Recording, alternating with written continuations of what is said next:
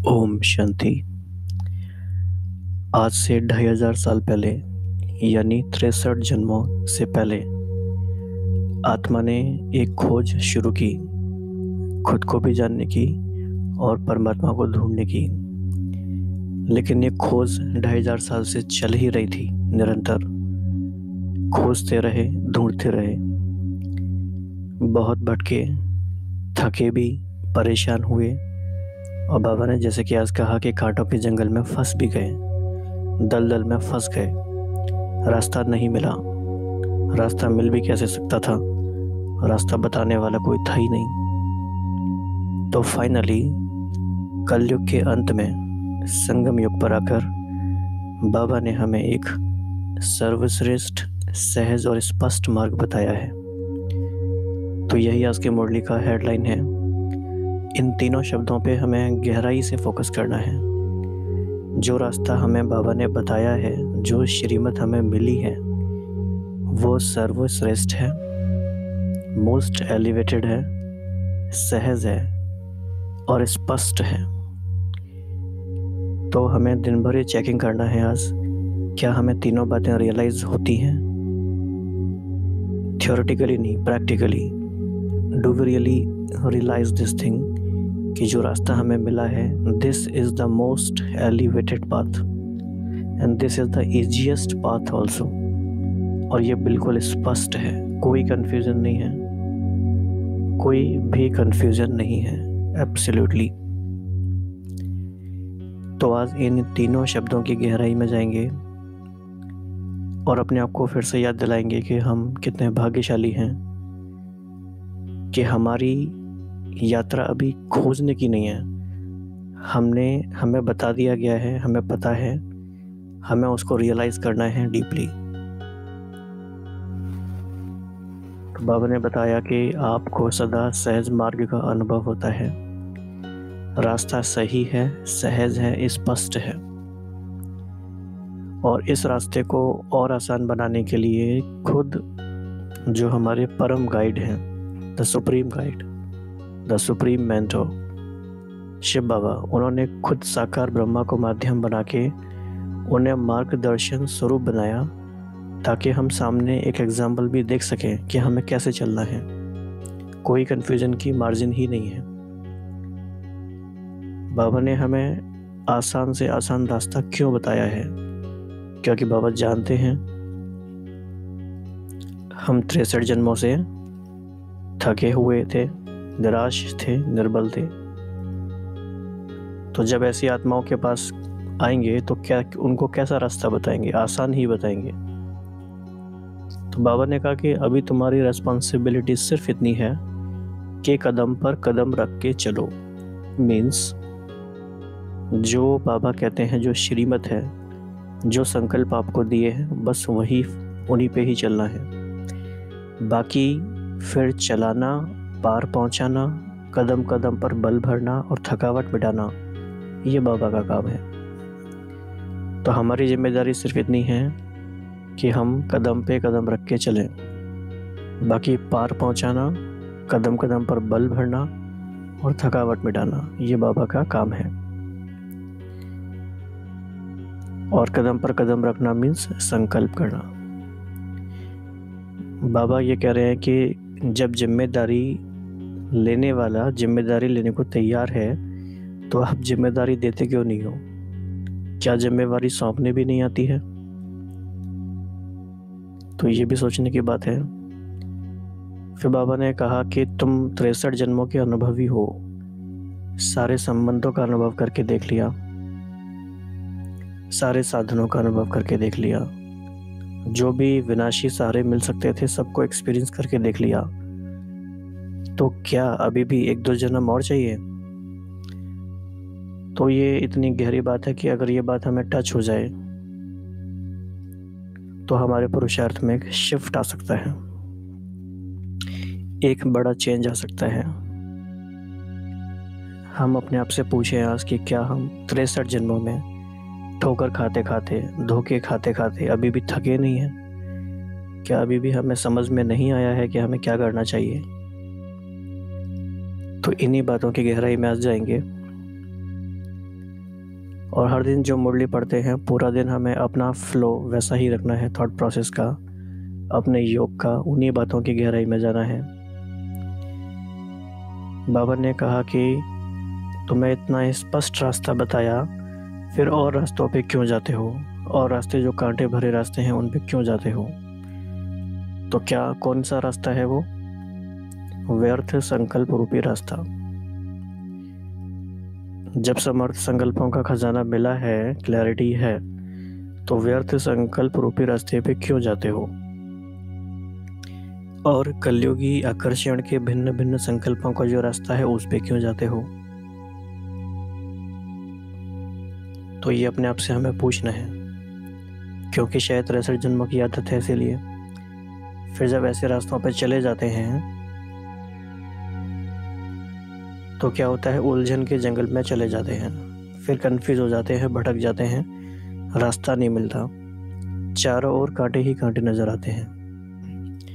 कांटे ही कांटे नजर आएंगे तो क्या होगा, उसमें फंस जाएंगे, लहूलुहान हो जाएंगे, घायल हो जाएंगे। तो बाबा ने पूछा कि साथी को छोड़ते ही क्यों हो? अगर साथी को नहीं छोड़ेंगे तो जंगल में जाएंगे भी नहीं, बच जाएंगे। फिर बाबा ने कहा कि क्या करते हैं कि एक अविनाशी साथी को छोड़ के अन्य साथी बना लेते हैं, पर ये नहीं समझ पाते कि वो सहारा है या दलदल है। तो सहारा है या दलदल है, इसको समझने के लिए कितना टाइम चाहिए, और क्या 1-2 जन्म और चाहिए? जबकि ये अनुभव है कि पिछले 63 जन्मों में क्या हुआ एक्सपीरियंस, फंसाया, गिराया, व मंजिल पर पहुंचाया। फाइनली क्या हुआ, मंजिल से तो दूर होते गए ना। जितना सोच रहे थे कि मंजिल के नज़दीक जाएंगे, मंजिल से दूर ही होते गए। कोई व्यक्ति इसमें हेल्प नहीं कर सकता, कोई गुरु भी इसमें हेल्प नहीं कर सका फाइनली, देखा जाए तो आज हम फिर से इस बात को रिवैलिडेट करेंगे कि जो रास्ता हमें मिला है वो सर्वश्रेष्ठ है, सहज है और स्पष्ट है।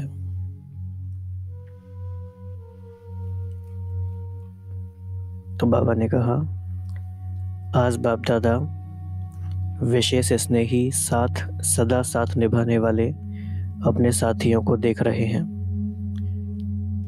तो बाबा आज हमें किस रूप में देख रहे हैं? अपने फ्रेंड्स के रूप में देख रहे हैं, साथियों के रूप में, कंपेनियन। साथी अर्थात सदा साथ रहने वाले, हर कर्म में, हर संकल्प में साथ निभाने वाले। ये है साथी की डेफिनेशन। हर कदम पर कदम रख आगे बढ़ने वाले, एक कदम भी मनमत परमत पर उठाने वाले नहीं। ऐसे सदा साथी के साथ निभाने वाले सदा सहज मार्ग का अनुभव करते हैं, क्योंकि बाप व श्रेष्ठ साथी हर कदम रखते हुए रास्ता स्पष्ट और साफ कर देते हैं। तो बाबा के जब हम साथ हैं, मीन्स उनकी श्रीमत का हमें पता है एग्जैक्टली, क्लैरिटी से, तो बाबा हर दिन मुरली के माध्यम से हमारा रास्ता साफ और स्पष्ट करते जाते हैं। हमने कितना ध्यान से बाबा की श्रीमत को कैच किया है, बाबा की बातों को समझा है, और बाबा की बात को उसी भाव से समझा है जैसा बाबा ने समझाया है, तो रास्ता स्पष्ट है और साफ है। फिर कन्फ्यूजन क्यों? तो आप सबको सिर्फ कदम के ऊपर कदम रखकर चलना है।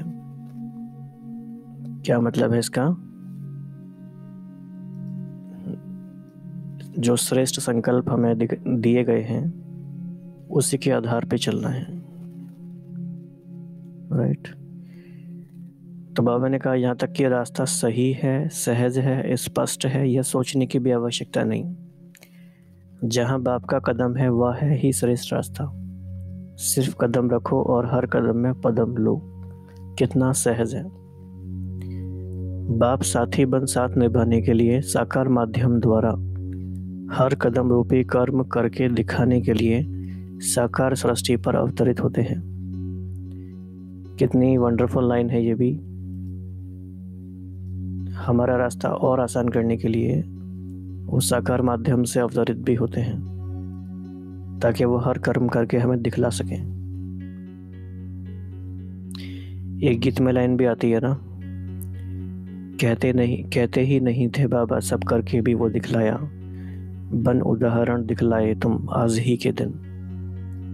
तो हमारे सामने वो एग्जाम्पल थे। तो यह भी सहज करने के लिए साकार को माध्यम बनाया है। साकार में फॉलो करना व कदम पर कदम रखना तो सहज है ना। श्रेष्ठ साथी ने साथियों के लिए इतना सहज मार्ग बताया, क्योंकि बाप जानते हैं कि जिन साथियों को साथी बनाया है यह बहुत भटके हुए होने के कारण थके हुए हैं, निराश हैं, निर्बल हैं, मुश्किल समझ दिल शिकस्त हो गए हैं। तो बाबा का ये प्यार है, बाबा की ये एम्पैथी भी है, कंसर्न है, बिकॉज ही नोज कि पिछले 63 जन्मों में हमने क्या क्या किया है, हमारी क्या हालत हुई है।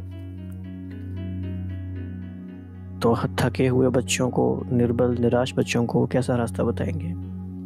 ईजीएस्ट बताएंगे ना, क्योंकि सहज से सहज सिर्फ कदम पर कदम रखो, यही सहज साधन बताते हैं। सिर्फ कदम रखना आपका काम है, बाकी चलाना, पार पहुंचाना, कदम कदम पर बल भरना, थकावट मिटाना, यह सब साथी का काम है। तो आप सबको ये अनुभव होगा अपने जीवन में, जब से आप बाबा के बने।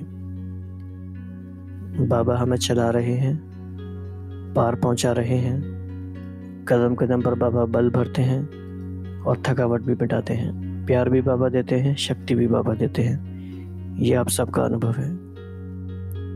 तो क्या करना है? सिर्फ कदम नहीं हटाओ, सिर्फ कदम रखना यह तो मुश्किल नहीं है ना। तो कदम रखना अर्थात संकल्प करना।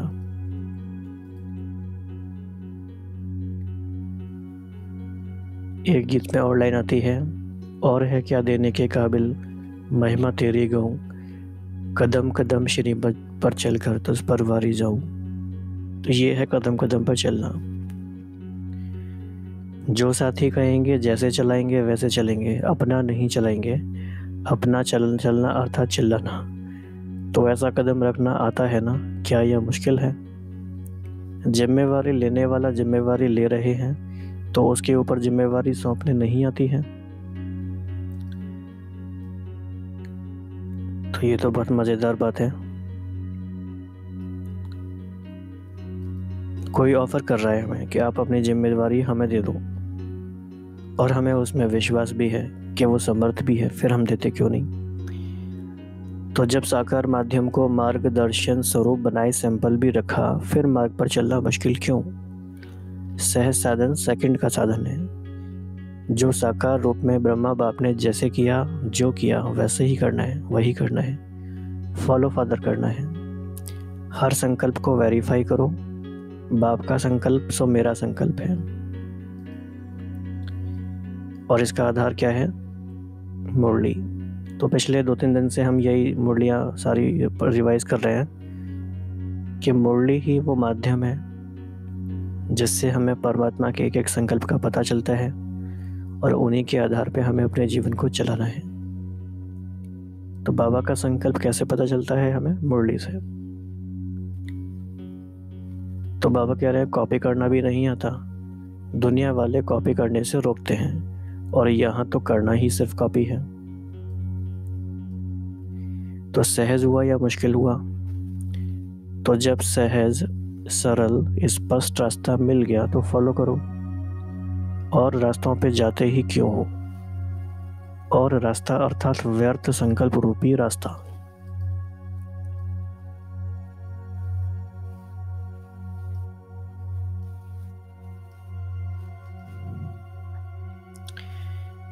कमजोरी के संकल्प रूपी रास्ता, कलयुगी आकर्षण के भिन्न भिन्न संकल्पों का रास्ता, कलयुगी पुरानी समझ द्वारा देह अहंकार वश संकल्प का रास्ता है।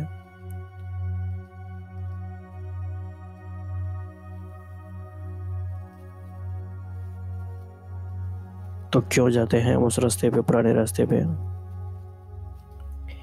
इन रास्तों द्वारा उलझन के जंगल में पहुंच जाते हो, जहां से जितना निकलने की कोशिश करते हो उतना चारों ओर कांटे होने के कारण निकल नहीं पाते हो। तो उलझन के जंगल में क्या होगा, जिधर जाएंगे कांटे ही कांटे होंगे और निकल नहीं सकेंगे। लगेगा कि रास्ता है लेकिन फंस जाएंगे फिर से। तो कौन से कांटे होते हैं, तो कहाँ पे क्या होगा या क्या का कांटा लगता, और कभी क्यों का कांटा लगता, कहाँ कैसे का कांटा लगता। तो कांटे का मतलब क्या हो गया, क्या का कांटा हो गया, क्यों का कांटा हो गया और कैसे का। कहाँ अपने ही कमज़ोर संकल्पों का कांटा लग जाता। तो चारों ओर कांटे ही कांटे नजर आते हैं। कब नजर आते हैं ये, जब श्रीमत को छोड़ देते हैं तब, जो सहज रास्ता मिला है उसे छोड़ देते हैं तब। फिर चिल्लाते हैं अब साथी आकर बचाओ। तो साथी भी कहते हैं कि कदम पर कदम रखने के बजाय और रास्ते पर गए क्यों। जब साथी साथ देने के लिए स्वयं ऑफर कर रहे हैं, फिर साथी को छोड़ते क्यों हो। तो फेयर एनफ, बाबा का क्वेश्चन वैलिड है। किनारा करना अर्थात सहारा छूटना। अकेले बनते क्यों हो। हद के साथ की आकर्षण चाहे किसी संबंध की, चाहे किसी साधन की अपने तरफ आकर्षित करती है। इसी आकर्षण के कारण साधन को व विनाशी संबंध को अपना साथी बना लेते हो व सहारा बना देते हो, तब अविनाशी साथी से किनारा करते हो। तो क्या हो जाता है इस प्रोसेस में, चाहे किसी संबंध की आकर्षण, चाहे किसी साधन की, ये दो बातें आती हैं। तो अविनाशी साथी से किनारा हो जाता है और सहारा छूट जाता है। आधा कल्प इन हद के सहारे को सहारा समझ के अनुभव कर लिया कि ये सहारा है व दलदल है, फंसाया, गिराया व मंजिल पर पहुंचाया। तो आप रिकॉल कर सकते हैं, पिछले जन्म तो आपको याद नहीं आएंगे, लेकिन इस जन्म का जब भी आपको लगा कि कोई व्यक्ति सहारा है, कोई और बात सहारा है, तो अल्टीमेटली क्या रिजल्ट हुआ, क्या एक्सपीरियंस रहा। तो अच्छी तरह से अनुभव किया ना। एक जन्म के अनुभवी तो नहीं हो, 63 जन्मों के अनुभवी हो, और भी 1-2 जन्म चाहिए। So this is a very strong statement. 63 जन्मों के अनुभवी हैं, क्या अभी और टाइम चाहिए। एक बार धोखा खाने वाला दोबारा धोखा नहीं खाता है। अगर बार बार धोखा खाता है तो उसको भाग्यहीन कहा जाता है। तो ये वन लाइनर हमें याद रखना चाहिए। अगर बार बार धोखा खाते हैं तो उसको भाग्यहीन कहा जाता है। अब तो स्वयं भाग्य विधाता ब्रह्मा बाप ने सभी ब्राह्मणों की जन्म पत्री में श्रेष्ठ भाग्य की लंबी लकीर खींच ली है ना। भाग्य विधाता ने आपका भाग्य बनाया है। भाग्य विधाता बाप होने के कारण हर ब्राह्मण बच्चे को भाग्य के भरपूर भंडार का वर्षा दे दिया है। तो सोचो, भाग्य के भंडार के मालिक के बालक, उसको क्या कमी रह सकती है। मेरा भाग्य क्या है सोचने की भी आवश्यकता नहीं, क्योंकि भाग्य विधाता बाप बन गया तो बच्चे को भाग्य के जायदाद की क्या कमी होगी। भाग्य के खजाने के मालिक हो गए ना। तो ये ऐसी बातें हैं, जब तक इन पे हम चिंतन नहीं करेंगे, इनको रियलाइज़ नहीं करेंगे, तब तक हम उसकी गहराई में नहीं जा सकते हैं। तो सिर्फ सुन के नहीं छोड़ देना है, क्योंकि हमने कल देखा ना, मुरली सुनने की 3 स्टेजेस होती हैं, सुनना, समाना और स्वरूप बनना। तो अभी हम सिर्फ सुन रहे हैं, धीरे धीरे उसको हम समाएंगे और रिफ्लेक्शन करेंगे, तो फिर धीरे धीरे उसका हम स्वरूप बनते जाएंगे। तो स्वरूप क्या बनना है, भाग्य के खजानों के मालिक हैं, ये स्वरूप दिखना चाहिए हमारा चेहरे से। हमारा वो नशा, वो फक्र चेहरे पे आना चाहिए। तो किसी ने कल प्रश्न पूछा कमेंट्स में कि स्वरूप कैसे बनना है। तो जो श्रेष्ठ सोमान बाबा ने हमें दिया, मान लीजिए कि बाबा ने कहा क्या भाग्य के खजाने के मालिक हो, तो जब इस स्थिति में लगातार निरंतर कुछ समय तक रहते हैं, और गहराई से उसको रियलाइज़ करते हैं तो वैसा ही स्वरूप बनने लगता है। कौन कौन से भाग्य के खजाने के मालिक हैं, इसको रिफ्लेक्शन करते जाएंगे।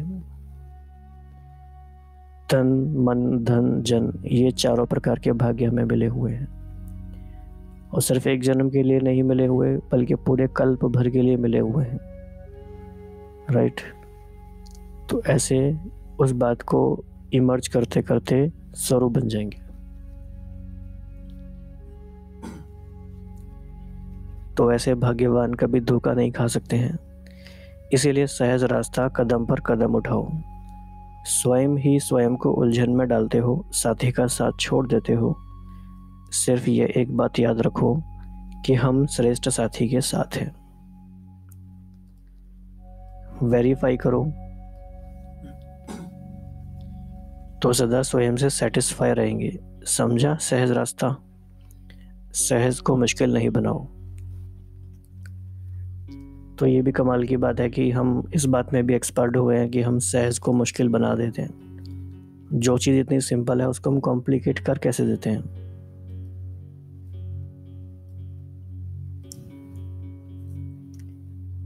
सबसे आसान रास्ता मिला, उसे भी अगर हम मुश्किल हम बना देते हैं तो फिर क्या होगा।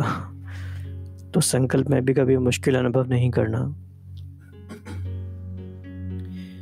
तो वैसे दृढ़ संकल्प करने आता है ना कि वहां जाकर फिर कहेंगे कि मुश्किल है।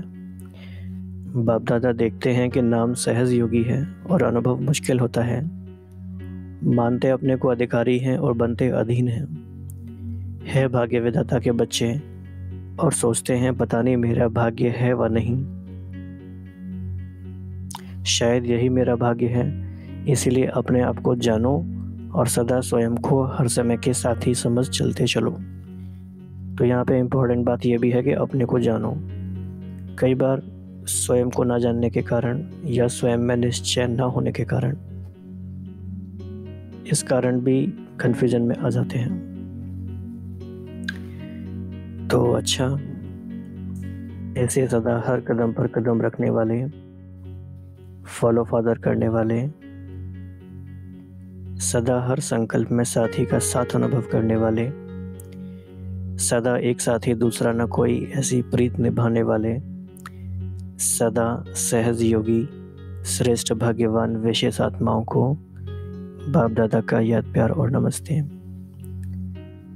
हम सभी बच्चों का ऐसे श्रेष्ठ साथी, परम मार्गदर्शक, सदा साथ निभाने वाले और हमें कांटों के जंगल से बचाने वाले और सर्वश्रेष्ठ सहज और स्पष्ट मार्ग बताने वाले बाप दादा को नमस्ते और धन्यवाद। तो आज की मुरली से काफ़ी सारी बातें हमें मिली। सबसे पहली बात तो ये बहुत खुशी की बात है और बहुत ही ग्रेटिट्यूड की बात है कि हमें ये रास्ता मिला और आखिर हम समझ पाए। ये भी गॉड्स ग्रेस है कि हम समझ पाए। शायद अपनी बुद्धि से हम ना भी समझ पाते, लेकिन कृपा हुई कि हम समझ पाए। तो जब हम समझ पाए तो अब हम आगे क्या कर रहे हैं। अब बात ये भी है, प्रश्न ये भी है। तो हमें जब क्लैरिटी आई है तो हमारा कर्तव्य है कि जितने भी हमारे भाई बहन हैं, चाहे बीकेज में हैं चाहे नॉन बीकेज में हैं, उनको भी इस स्पष्ट रास्ते के नज़दीक हम लाते जाएं। बाबा के बच्चों को भी ला सकते हैं। जितना जितना हम मुरली के करीब आते हैं उतना हम सहज मार्ग के नज़दीक आते हैं, और जितना जितना हम मुरली से दूर जाते हैं वो रास्ता हम कॉम्प्लिकेट करते जाते हैं, बहुत बातों में उलझ जाते हैं। टू मच सेवा भी उलझन का कारण बन जाता है।